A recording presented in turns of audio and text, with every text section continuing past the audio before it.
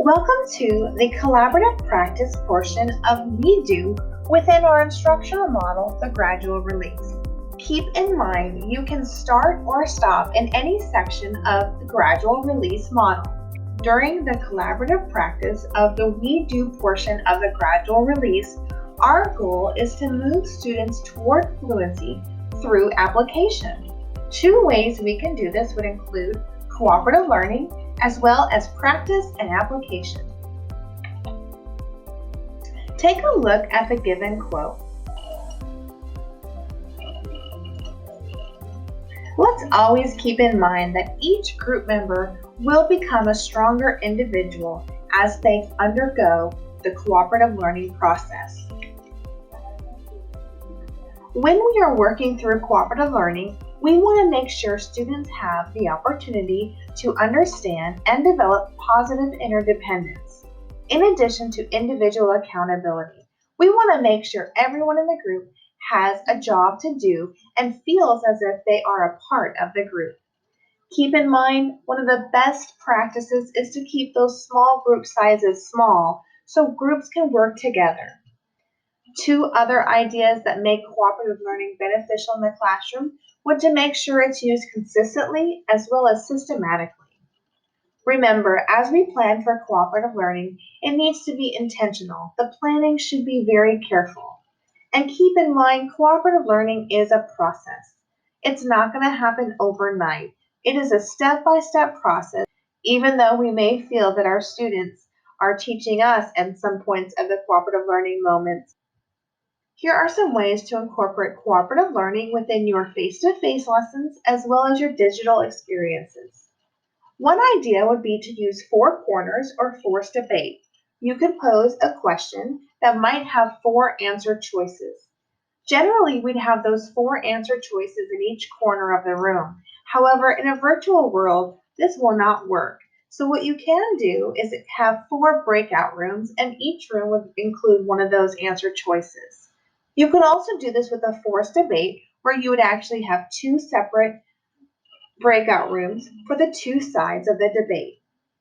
Groups could work together within their breakout rooms and come back together to share what they've learned and share what they've decided.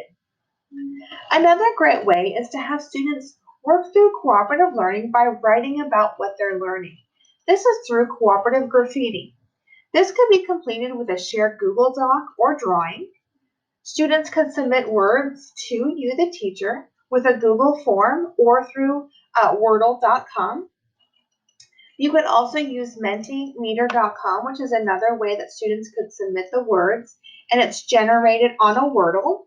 You could also create a Wordle with those words submitted through the Google form.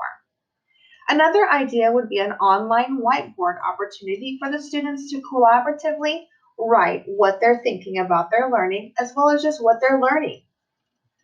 Another idea would include a round table. Students would be numbered and given a task. They would then go to their breakout room to work through the task and come back to share their learning. Another idea is a carousel. If you have one problem that has several solutions and you want the students to experience those four different solutions or three different solutions, you could simply take a Google slide and split it and have the students work through it in a small group and come back together and share. Another idea we love to do in face-to-face classrooms is write around the room.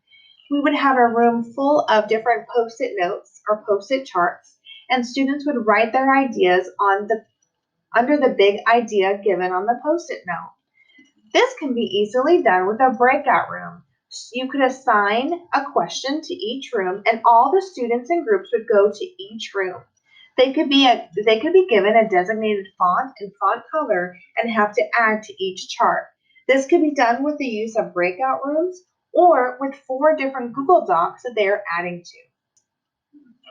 Don't forget those oldie but goodie strategies as well. These are some of the strategies we shared with you at August District Staff Development. Those include Jigsaw, Think, Pair, Share, Numbered Heads Together, and a good old tea party. The next way to fulfill our goal is through practice and application.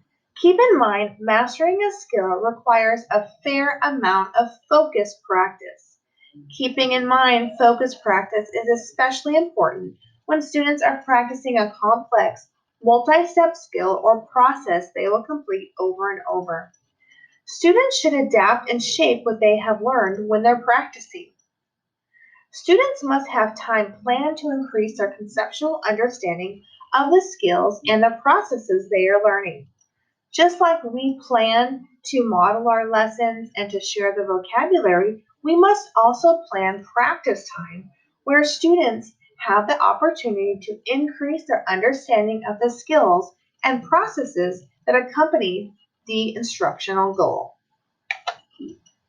Here are some ways to include practice and application in your class during collaborative practice. Don't forget to include hands-on materials, manipulatives, movement, foldables, flip charts, and even role plays. Activities provided could include graphic organizers, generation of questions, the generation of solutions, debates where they plan and execute their debates, as well as classroom discussions. Don't forget to keep those ideas differentiated and scaffolded. Also, don't forget that you can support students during practice and application. As we link the objectives and the essential questions to what they're learning, it only solidifies the practice and application. Let's keep our students interacting. Going back to those various ways that we can have students collaboratively work together, whether they're face-to-face or in a digital setting.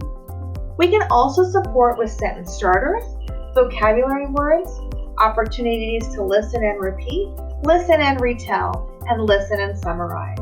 And we can also provide opportunities for students to write about the learning that they're experiencing.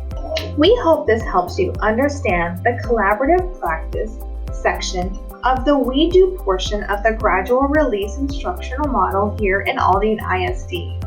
We look forward to seeing the many ways you show collaborative practice, whether you're face-to-face or in a virtual setting with your students.